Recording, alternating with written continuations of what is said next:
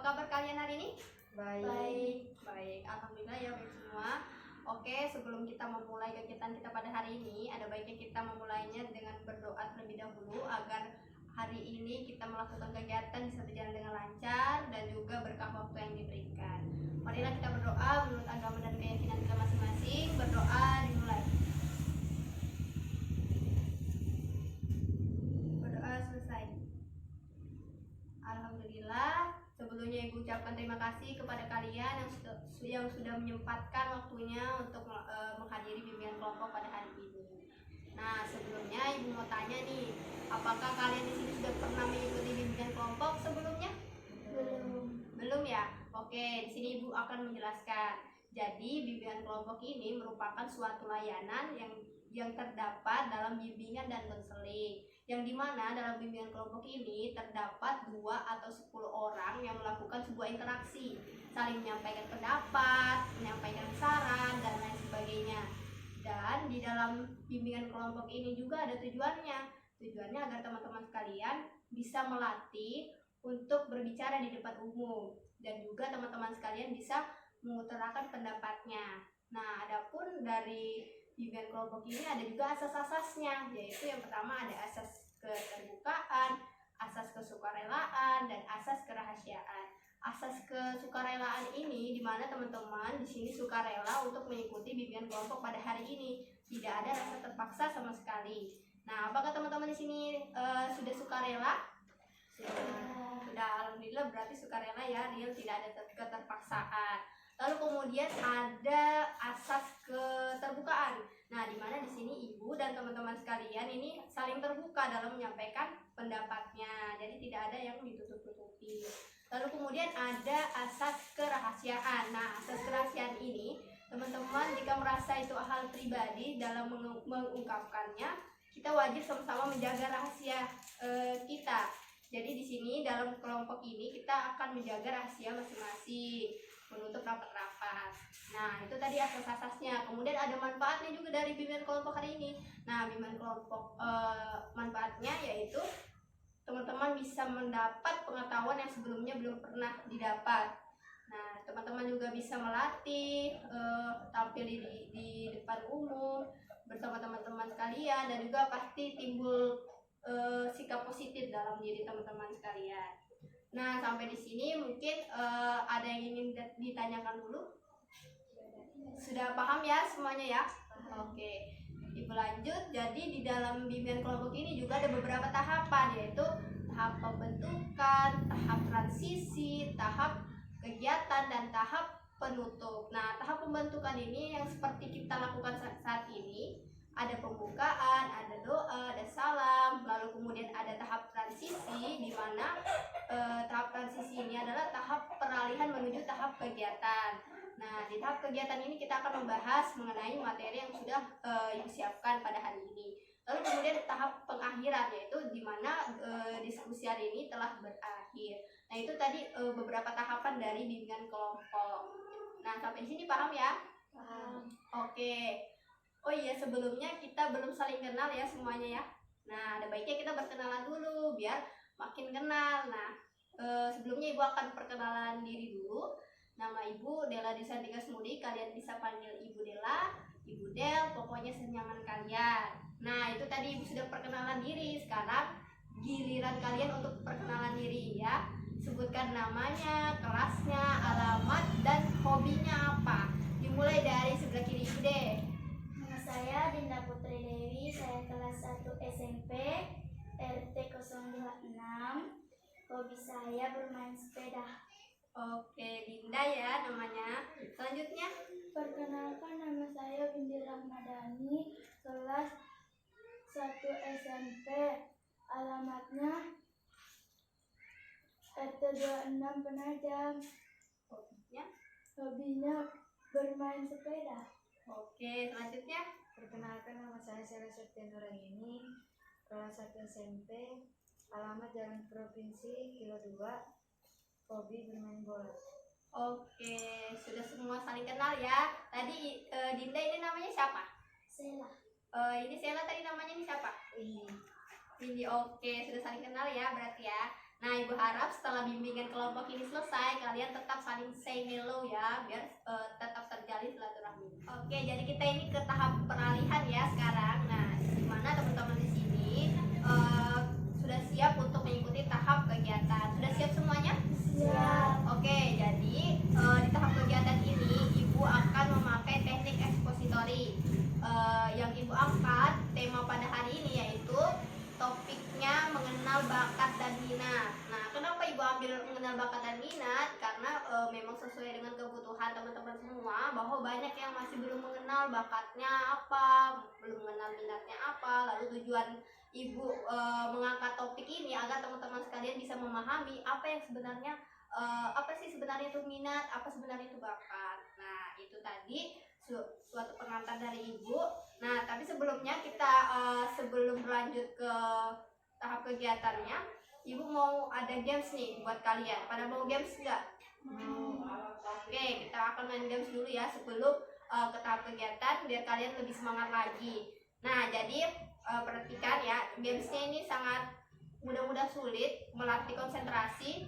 Nah, jadi kalau Ibu bilang konsentrasi, kalian jawabnya konsentrasi, dimulai, gitu ya. Nah, itu baru awalnya. Lalu nanti cluenya seperti ini. Ini adalah kipas, kapas, ini kapuk. Jadi kalau misalnya jadi begini berarti kipas, kapas, kapuk, ya. Jadi kalau Ibu begini ini apa? Kipas. Kapuk. Kipas, kapas, ini kan kipas, kapas, kapuk. Nah, kalau begini berarti kapas, ini ya, ini Kipas. ya, seperti itu ya nanti contohnya ya. Langsung aja atau simulasi dulu?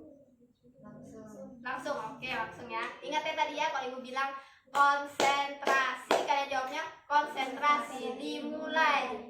Oke, kita mulai ya. Oke, biar lebih semangat lagi. Konsentrasi, konsentrasi, dimulai. Ini Kipas, ini kapas, ini Kipas. ini Kapuk. ini Kipas. ini Kapas, ini Kipas. ini Kapuk. ini kipas, Kapuk. Oke, kita lanjut lagi ya. Kita lanjut lagi biar melatih konsentrasi. Ayo, konsentrasi. Konsentrasi. Konsentrasi, dimulai. Oke. Perhatikan ya. Ini kipas, ayo kapas ya. Ini kapas. Oke, kita mulai lagi. Langsung aja. Ini kipas, ini Kapuk. ini Kapas. ayo. Kapas. Mulai lagi ya. Ayo konsentrasi. Ini apa? kapas, Ini kipas, ini kipas, ini Kapuk. ini kapas, Kipas. ini Kapas. ayo tepuk tangan dulu kita sama.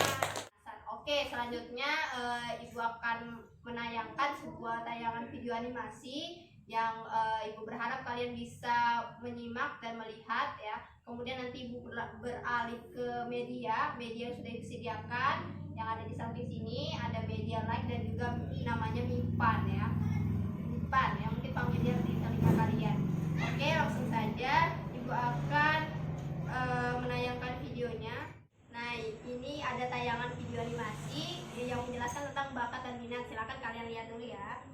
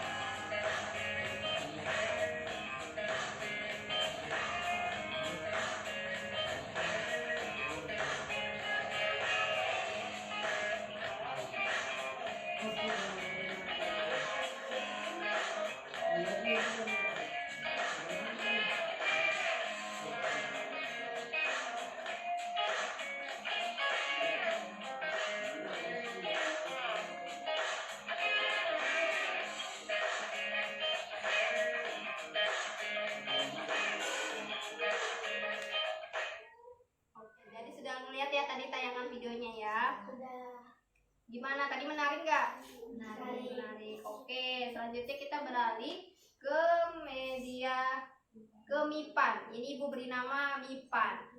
MIPAN adalah kepanjangan dari media papan, media informasi papan.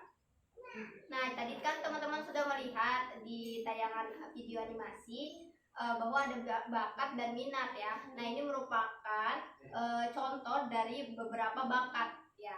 Nah, Ibu akan jabarkan dan akan jelaskan mengenai ke-8 bakat ini ya. Nah, jadi yang pertama itu yang kalian bisa lihat ada bakat skolastik. Nah, apa sih bakat skolastik itu? Nah, kalian bisa melihat ya di sini gambarnya. Ini gambar apa nih menurut kalian nih? Lagi ngapain nih dia? Lihat alat ya, lihat alat atau semacam untuk penelitian gitu ya. Lebih tepatnya ke jurusan biologi gitu, ilmuwan. Jadi di sini bakat skolastik ini adalah kemampuan dalam kombinasikan kata-kata dengan angka.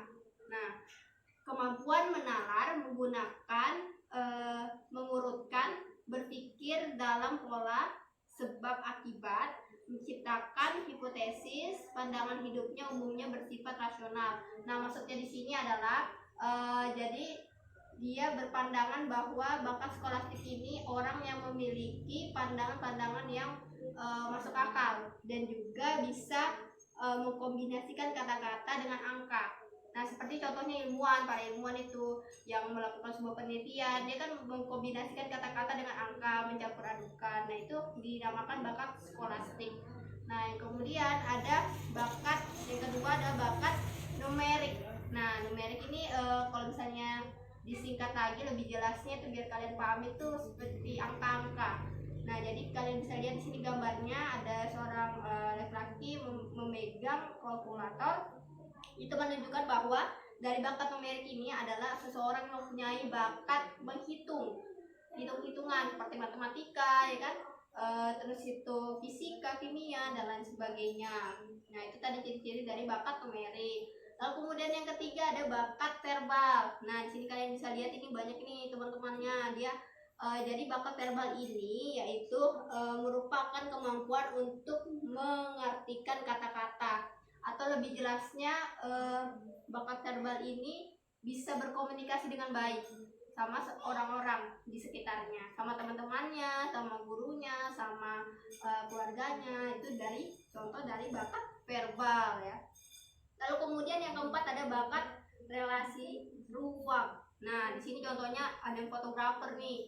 Nah, jadi teman-teman bisa mengetahui bahwa bakat relasi ruang ini terdiri dari ada fotografer, terus itu ada arsitek, terus itu ada pilot, artis, insinyur mesin. Nah, jadi ini kemampuan berpikir visual. Nah, jadi dia kalau fotografer itu juga 3 dimensi kan. Nah, jadi ini termasuk dalam bakat relasi ruang.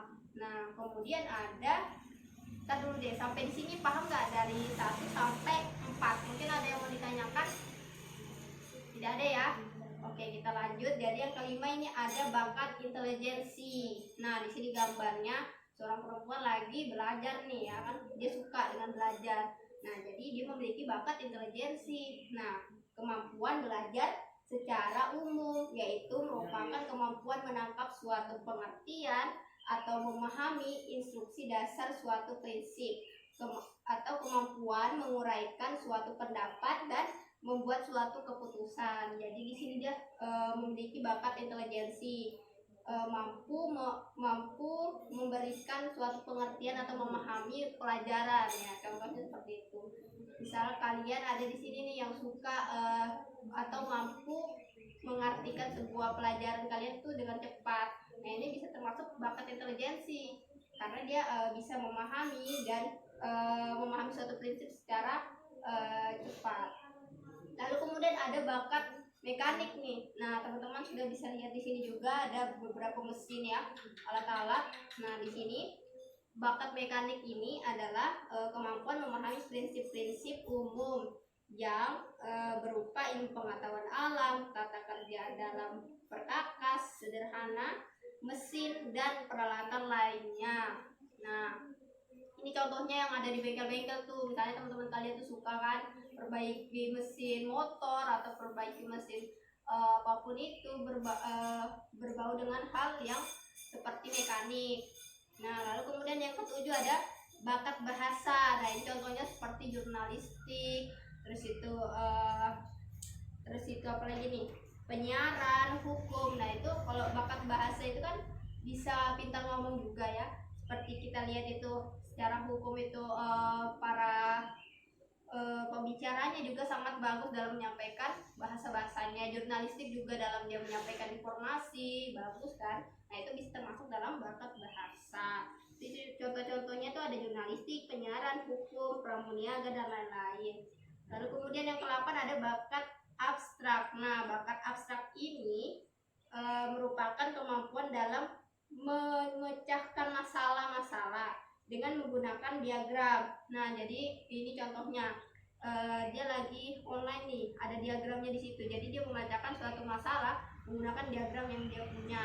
Nah, jadi ini kemampuannya agak seperti sama ya dengan numerik. Dia mampu memecahkan masalahnya berupa angka-angka juga, tapi dia dalam bentuk diagram. Kalau bakat abstrak.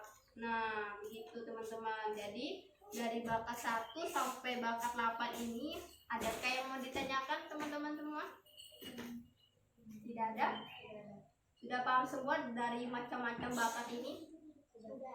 Oke, alhamdulillah kalau sudah paham.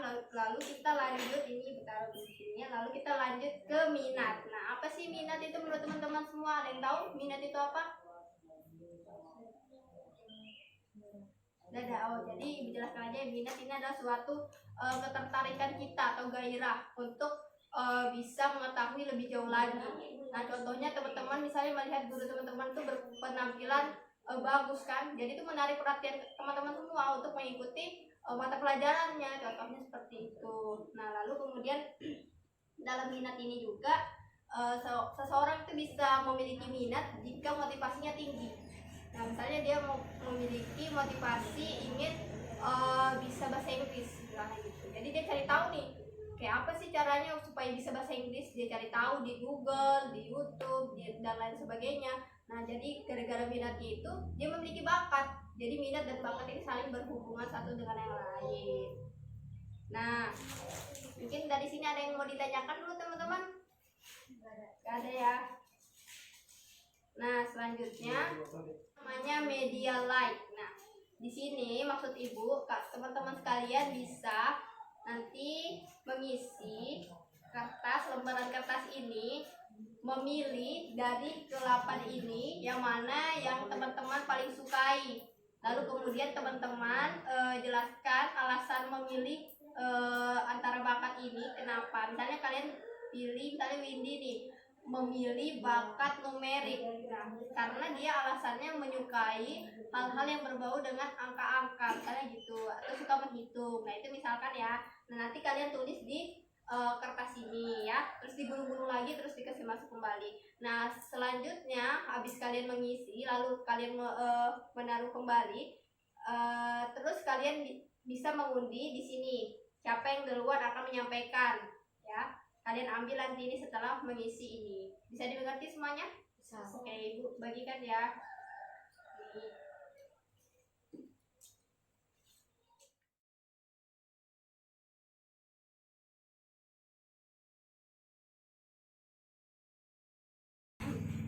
Sudah semua diisi? Sudah. Oke, silakan ditaruh di sini ya.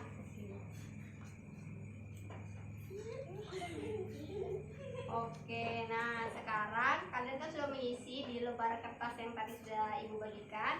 Nah, sekarang kalian mengundi siapa yang duluan mengutarakan atau mengungkapkan pilihannya. Nah, silakan dimulai dari sini, ambil cabutannya. Yo, lagi. Nah, berarti terakhir dari yang ini. Oke, silakan dibuka. Dapat nomor berapa? Nomor 1 siapa yang dapat? Oke, nomor 1, nomor 2. Oh, Windy. Yang nomor 3 berarti Dinda ya. Oke, silakan yang pertama diambil. Yang mana nih? Tadi. Oke. Dibacakan ya, biar temannya dengar. Eh, Keras-keras ya.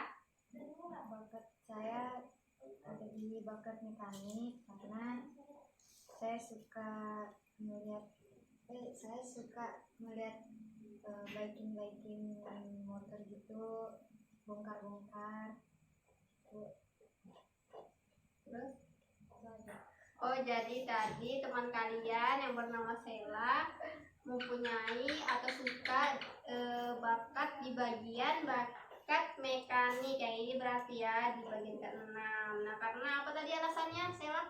Karena suka aja ngeliat bongkar-bongkar gitu. Karena suka ya ngelihat bongkar-bongkar. Oke, itu tadi temannya sudah sampaikan. Nah, tadi yang kedua tadi siapa lagi? Silahkan diambil.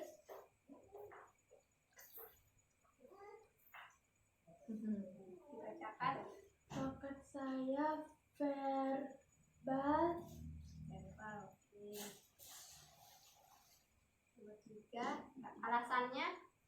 Suka bertemu dengan teman, kerja kelompok bersama.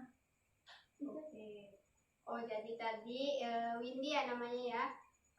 Suka di bakat verbal karena suka bekerja kelompok, terus itu ngobrol sama teman. Oke. Selanjutnya yang terakhir berarti ini ya di Dinda ya. Bakat saya numerik.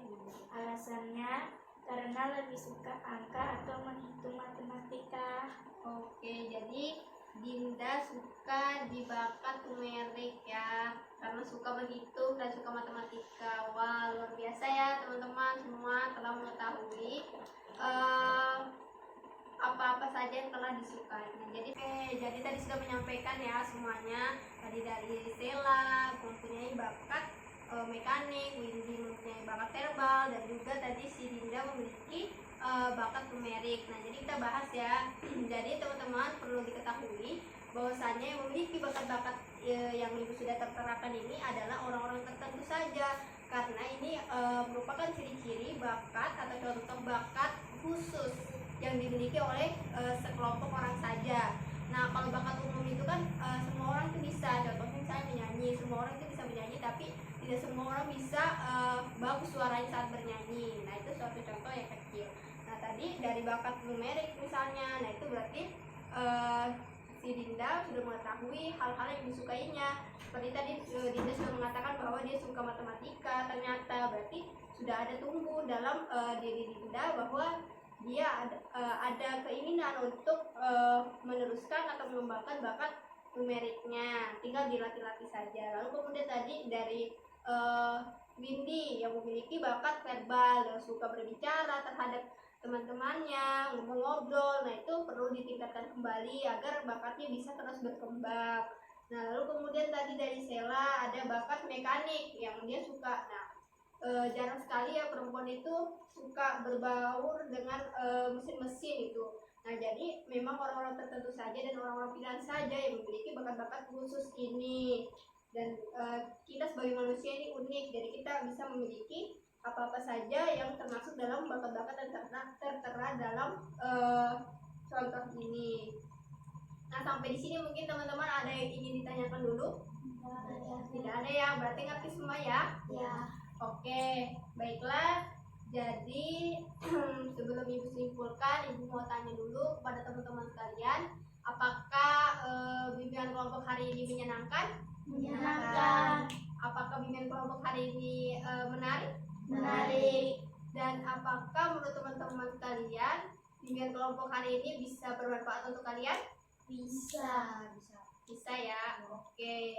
Jadi ibu simpulkan bahwasanya bakat itu adalah suatu potensi dalam diri seseorang yang harus terus dilatih dan dikembangkan. Lalu kemudian minat merupakan suatu gairah atau suatu ketertarikan kepada sesuatu benda, orang, ataupun hal lain sebagainya. Jadi minat dan bakat ini saling berhubungan satu dengan yang lain. Jika kita berminat terhadap sesuatu, maka kita akan memunculkan bakat juga dalam sesuatu itu. Jika ada minat, dan tentunya minat ini harusnya disertai dengan motivasi yang tinggi juga ya.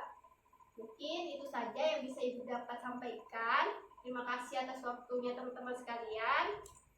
Ibu tutup. Wabillahi taufiq wal hidayah. Wassalamualaikum warahmatullahi warahmatullahi wabarakatuh. Waalaikumsalam warahmatullahi wabarakatuh.